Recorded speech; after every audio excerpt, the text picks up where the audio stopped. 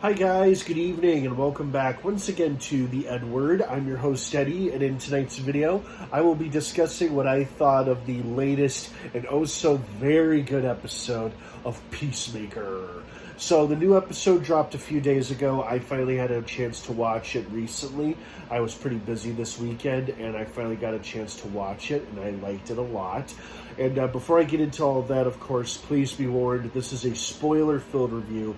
So if you're not caught up on Peacemaker by the most recent episode, which is episode 4 of Season 2, you don't want to keep watching or listening, as I will be discussing spoilers, plot details, character stuff, all that jazz. That being said, you have been warned. Let's dive right back into it. First and foremost, it is so great seeing Michael Rooker again. Now, I know he played Savant in the Suicide Squad and sadly did not live very long in that movie to really flesh out that character, but he was still entertaining nonetheless. But it is so great to see him in another James Gunn made project like this as a new character.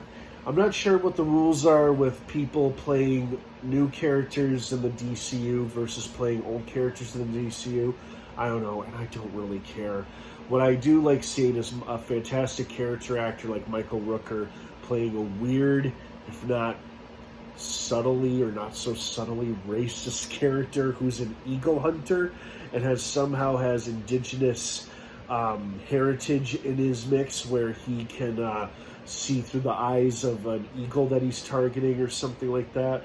For a second there, I thought John had actually killed him when he pushed him down to the ground and his head hit the rock. I thought, oh no, is that the end of Michael Rooker? Oh, nope, he just came back, but more delirious than ever. And then John coming up with excuses with what happened to him and how he fell face first into a rock was funny as hell, too. I love John's loyalty to Peacemaker, warning him ahead of time, getting him out of there, just in time to move the quantum folding thing, whatever it is, from his closet to that cabin.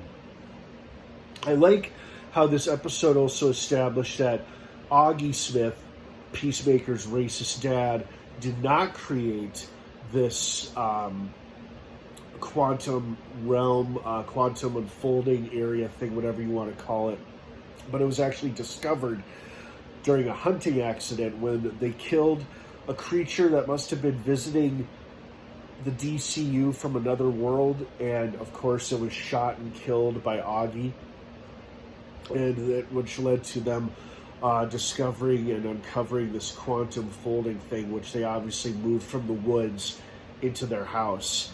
And of course, we immediately got confirmation this is not the nice, friendly version of Augie Smith, but the old, nasty version, as we saw him smack one of his boys, saying, I don't answer to you. He's like, don't you tell me what to do, or whatever he said.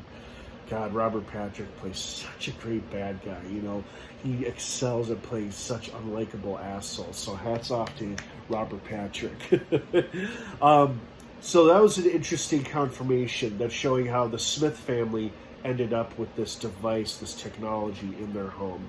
And Chris has now become the sole bearer of it. And is he going to use it to head back to that other dimension where he's warmly loved and accepted by everyone? Maybe. Time will tell. What I also liked about this episode is it established a repertoire between Rick Flag Sr. and Harcourt, which makes sense because if she was involved with his son, he probably knew and approved of her and was fond of her as well. Like they seem to have a father-daughter type of thing going on, which I think is pretty cool.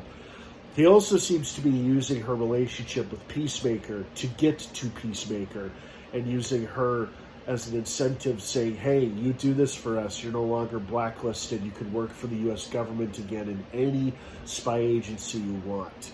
Now, will she go through with it? Hard to say. She is loyal to Chris. She doesn't love him, but she is a friend and an ally. Will she go through with setting him up? We're going to have to wait and see until the next episode. But I really liked the stuff in the Harcourt's apartment between Harcourt and Flag Sr., how they were bonding over their mutual missing of Rick Flag Jr.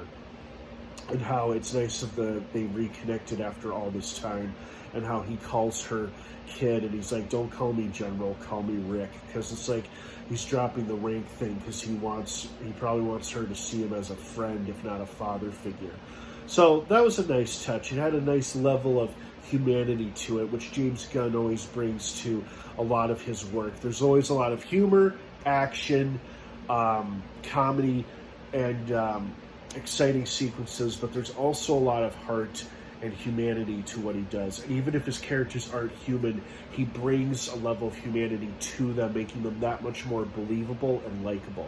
Now, Harcourt and Flag Cedar are obviously both human, but it's good character growth and development for them to see a scene like that between the two of them.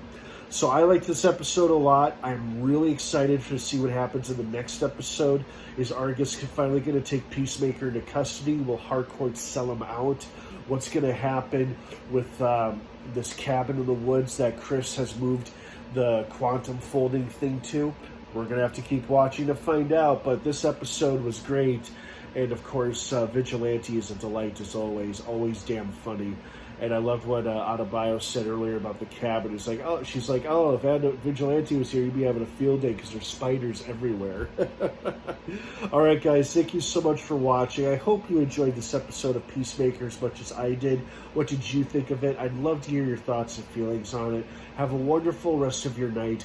Peacemaker drops new episodes every Thursday on HBO Max. Have a good rest of your night, everybody. And of course, until next time, may the Force be with you.